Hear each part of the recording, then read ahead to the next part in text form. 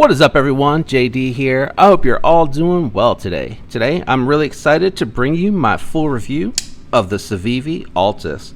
The Civivi Altus has a 3-inch Nitro V steel blade with a 4.15-inch wood handles. Overall length coming in at a 7.12-inch length, and claimed weight is 2.8 ounces, and we're going to give that a test right now.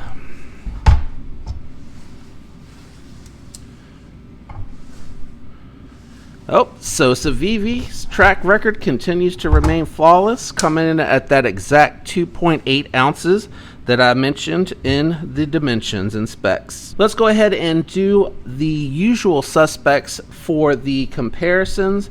We'll do comparable knives, and then we'll talk about thoughts and impressions on this button lock. First up is the Spyderco Yojimbo 2. The Yojimbo 2 is a little bit smaller, closer to size of the Para 3, in case you're familiar with the size of the Para 3. And I'm going to bring this down a little bit for this, so that way you get a really nice look at these knives here. Next up is going to be the Spyderco Shaman with the carbonized fat carbon dark matter scales on here. As you can see, this is a really small knife. Next up, I'm going to bring out my button locks. First, I'm going to bring out the Benchmade Bug Out. A little bit closer in size on this one, but you can tell the Altus is still smaller. Then I'm going to bring out the SIG K320 made by Hogue, and as you can see, this really should help you see, if you didn't get from the specs, how small the Altus really is. Last up is going to be actually a knife that's a little bit closer in size, the Civivi KU321, also known as the Civivi Royal, and I'm going to bring out the Kaiser Sheepdog.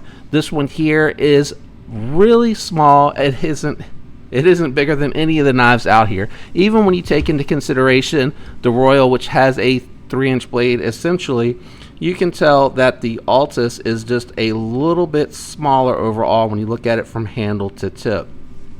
Let me go ahead and run through the profiles, then we'll do some comparison knives, and we'll talk about thoughts and impressions about the Altus. So you can see the Altus is a little bit thinner than the Civivi Royal, and just a hair thinner than the Sheepdog. Let's go ahead and bring out the Bug Out. As you can see here, the Bug Out is thinner. And let's compare it to the SIG K320 from SIG, made by Hogue. As you can see at the head, really close to the handle thinness though, which is really impressive because you do have that V shape for the ergonomics on the K320 that I talk about in these reviews. We're going to compare it to the Para 3 and the Yojimbo 2, which were identical in size, and I would say that's really close enough to call it even. And then against the Shaman just a touch thicker. So there's your profile comparisons. I'm going to do just a couple of comparable knives. Again, I'm going to bring the Royal out here, which is also about the same size as the Elementum, which I think the Elementum is really close to the size. It's stuck in the so that's really close to the same size. Elementum is really close to the size of the Royal, so the Altus is definitely a smaller knife.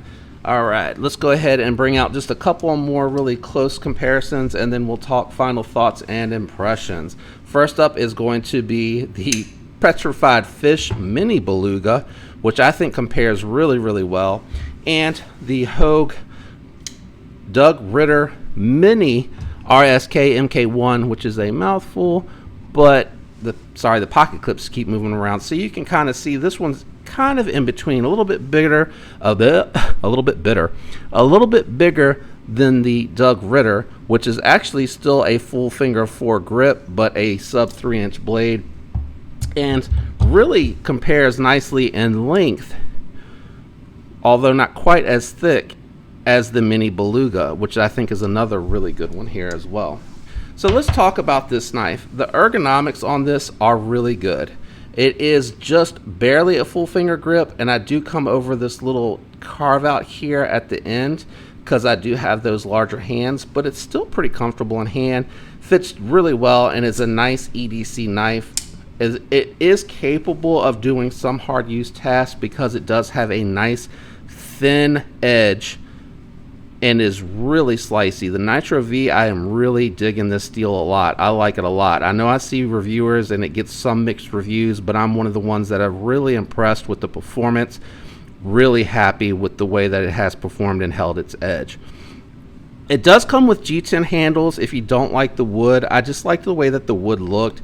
I like it because it's a little bit different than all the G10 knives that are out there, which is why I was kind of drawn to it. Love the blacked out hardware. I think that really does dial it down a little bit from that usual pop that you see in the collar from Civivi. I think I'd almost like them to just go to like an etch and get away from the C being black and the pivot being blasted out. I think this looks a little bit more subdued and actually looks a little bit more upscale in my opinion. But that's neither here nor there. It is milled out to reduce the weight even more, so that's really nice. This is definitely super lightweight. Now when it comes to the button lock action, it was out of the box. It had lock stick, was really sticky. Now that it has been used plenty, you can see it's starting to wear away. It's gotten really smooth. It has not developed any blade play, and it has not developed any lock rock whatsoever. So it is really nice and tight, and it has shaped out really well to be a fantastic button lock. I really do like the thumb stud action, and I think from a profile perspective, when it's closed, really clean, really small footprint in pocket, which is really nice. And the thumb studs are in a really good place. You can get to them really easy, and the action is really snappy. The other thing that I do like about this one is it does have a reversible deep carry pocket clip. However, it is the older style. If you see some of the newer ones out there, the pocket clip, they've actually push the bill down a little bit so that it's not really poking into your hand when you're carrying it. For some reason, this one though lands kind of in a spot where it's in between, so I don't notice it as much, and I'm also not gripping it like with a Gorilla Grip to push through any cardboard. I broke down like a box that the knives come in, which is a really thinner cardboard, so not really pushing it too much, but I've had other knives with Nitro V and I just really like the way that it has performed.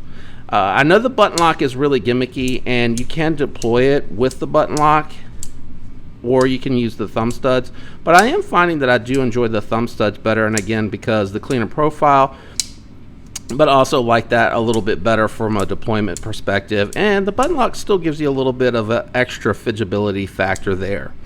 Now, I don't know how well the coating on this is going to hold up, and I think they're all coated if I recall correctly. Civivi's coating, I don't think it's a cheap coating, but I don't think it's going to be the same thing that you're going to find on like a Spyderco or something like that. And you can see this one's gotten some use. It does have some marks on it, but it cleans up really well and it holds up really well. Overall, would I recommend this knife? I'd actually recommend this over the Cogent. I think it's a much more friendly EDC knife. I think it has a more friendly profile to carry in the pocket, not occupy all the space in your pocket so you can carry other things with it. And I think the Nitro V is going to be a better performer than the 14C28N in my opinion.